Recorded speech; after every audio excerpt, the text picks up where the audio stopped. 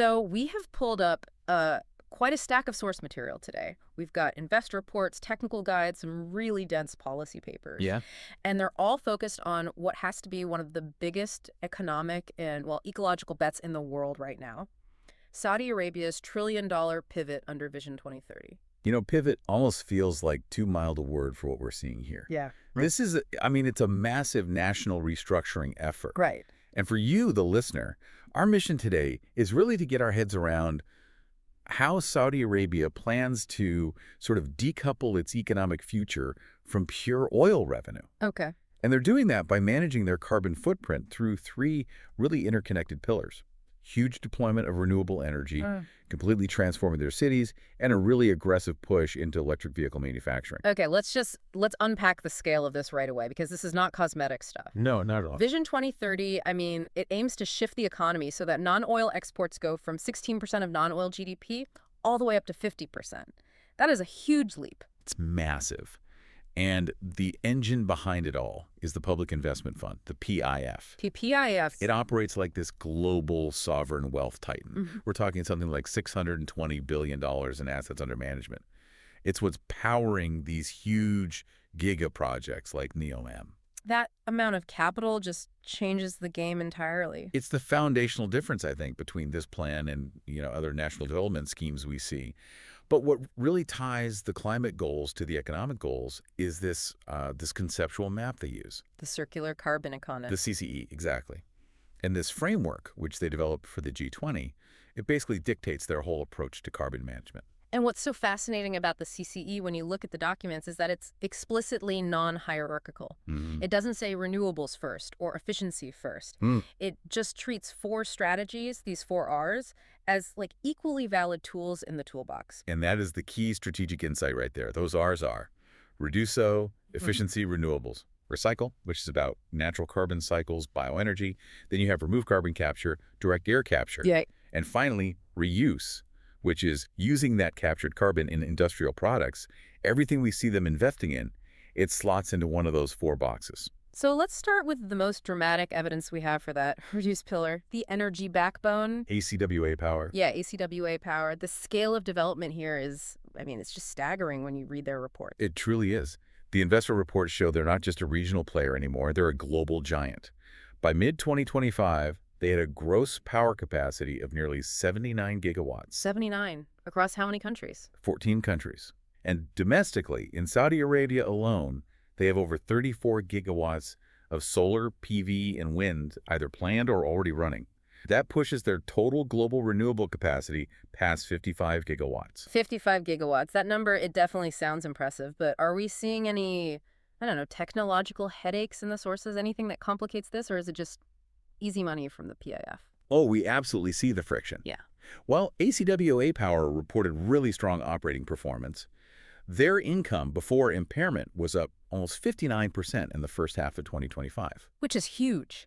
It is, but you have to look at the setbacks. They had to recognize an impairment loss of 290 million Saudi riyals. On what project? It was at the Noor 3 concentrated solar power project, the one in Morocco. And why? What went wrong there?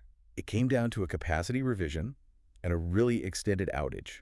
And it was tied to some complex tech. Specifically, the molten salt tank capacity had to be revised. And that detail, it really matters. It shows that even a world-class developer with immense capital behind them faces these very real, very difficult technological and operational hurdles. Yeah. It's a good reminder that this energy transition, it's not automatic. That really does put the risk into perspective. Okay, let's get back to the other R's of the CCE, because the strategy is clearly not just about solar panels. No. If reduce is efficiency and renewables and recycle is more about natural solutions, what about remove and reuse? This is where the future of their oil industry lives. Yeah. It really is. So remove is carbon capture and storage CCS and direct air capture, or DAC. Okay. And the research from the Gulf Cooperation Council shows that capture costs for power stations have basically halved in the last 10 years. Halved, so it's becoming much more viable. Exactly. Yeah. And the CCE framework itself argues that global climate goals are, quote, unlikely to be met without vast CCS deployment.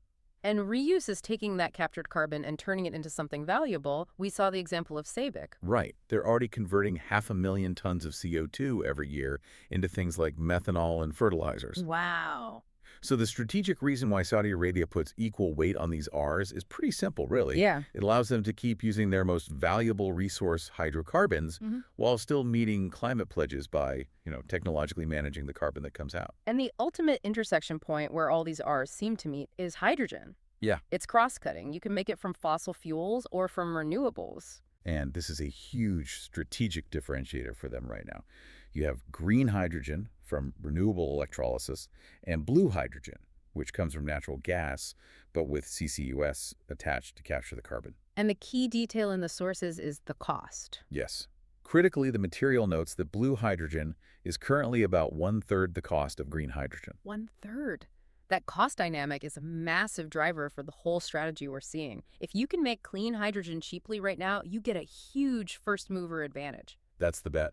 So are they basically betting that CCUS technology will scale up faster and cheaper than renewable electrolysis? That appears to be the short to medium term bet, absolutely. They're trying to lock in market share by using their existing natural gas reserves, but with CCUS. But logistics are still a problem. A huge problem.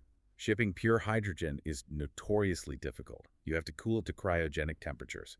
We're talking minus 253 degrees Celsius. Which is where ammonia comes in. Exactly. Ammonia is the efficient carrier molecule. ACWA Power has this really ambitious target for green ammonia over 1.2 million tons per year. Why ammonia? Just because it's easier to handle. Much easier. You can liquefy ammonia at a comparatively mild minus 33 degrees Celsius. Okay, that's a huge difference. That 220-degree temperature difference makes transport way simpler, cheaper, and safer.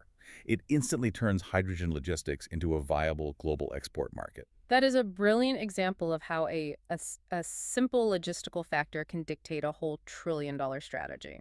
Okay, so that energy pivot is incredible, but let's look at the changes on the ground. Pillar 2, the urban and mobility transition, and that starts with the colossal Green Riyadh project. This is such a spectacular example of the recycle and reduce pillars in action. Using nature to manage carbon and resources. It's a $10 billion investment running through 2026. And the goal is what, planting trees? It's a bit more than that. The target is planting over 10 million trees and creating 4,000 parks. We're talking 19 square kilometers of new greenery. Wait, 10 million trees in a desert environment. That's not just, urban landscaping. That is a Herculean effort in climate resilience. It is. And the goals, the scale of the goals is what's so wild. They want to increase vegetation cover from 1.5% to 9.1%. Wow. And boost green space per person from a tiny 1.7 square meters to a remarkable 28 square meters. And the WHO recommendation is what, 9? Only 9, so they're aiming for 3 times the global recommendation. But the critical question, the obvious question, is water. Planting that many trees must require an astronomical amount of water every day. How are they preventing this from just being an unsustainable drain on resources? It's the centerpiece of the whole plan. The project will need 1 million cubic meters of water a day for irrigation. 1 million? 1 million. And the commitments that 100% of that water will be recycled. 100%. They're essentially closing the water loop for the entire city's green infrastructure.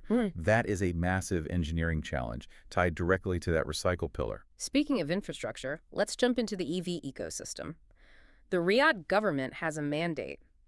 30% of all cars on its roads must be electric by 2030. Which is a massive shift in just a few years. That's a huge shift. And they're building the domestic capacity to meet that demand.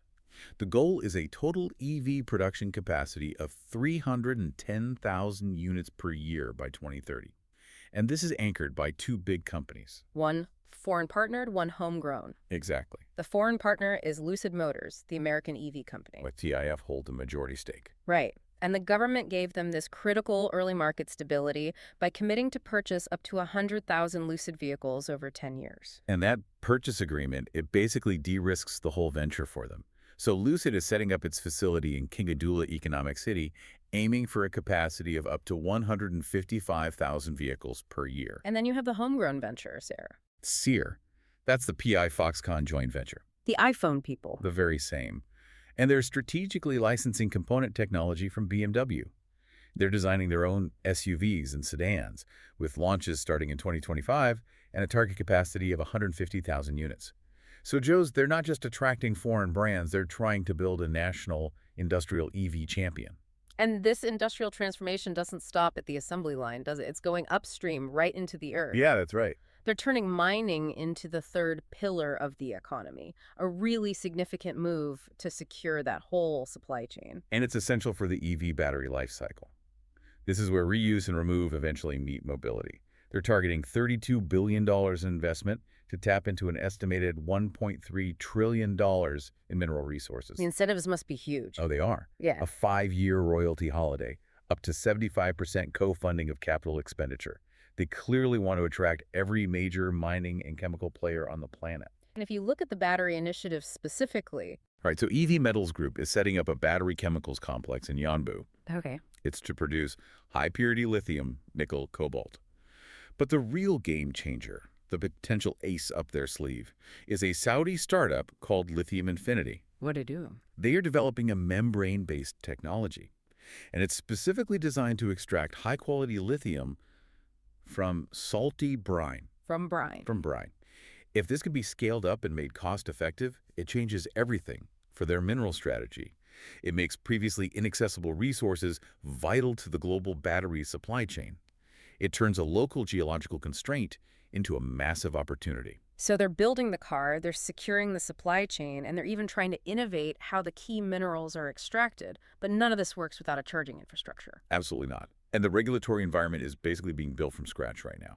For safety, Mode 1 charge, plugging your car into a regular household outlet, that's prohibited. And the ministry, MOMRA, mandates that 5% of parking spaces in key areas have to be allocated for EV charging. So that's the stick. What's the carrot on the infrastructure side? The market's being developed by companies like Electromin, which is a unit of Petromin. They're rolling out a national charger network, 100 locations, using equipment from big global partners. And what about the pricing? That's the interesting part. The government is currently leaving charging rates completely unregulated. Really? Yeah. They seem to be prioritizing speed of market deployment and competition over immediate price control. It's a way to get the infrastructure rolled out as fast as possible. Okay, we've covered pillars 1 and 2, but now we have to address the colossal tension at the heart of this entire strategy. The elephant in the room. The elephant in the room. We've talked about this massive pivot to renewables and EVs, yet Saudi Arabia is still the world's largest oil exporter. They've pledged net zero by 2060, but at the same time, Saudi Aramco plans to increase crude production capacity to 13 million barrels a day by 2027. And their leaders have said they want to be the last man standing in the oil market. So how do you square that circle? This is where that non-hierarchical CCE model stops being a framework and starts being the core policy justification. The strategy, in a way, requires the rest of the world to fail to adopt clean energy fast enough. It banks on persistent global oil demand. So the goal isn't to zero out oil production at all.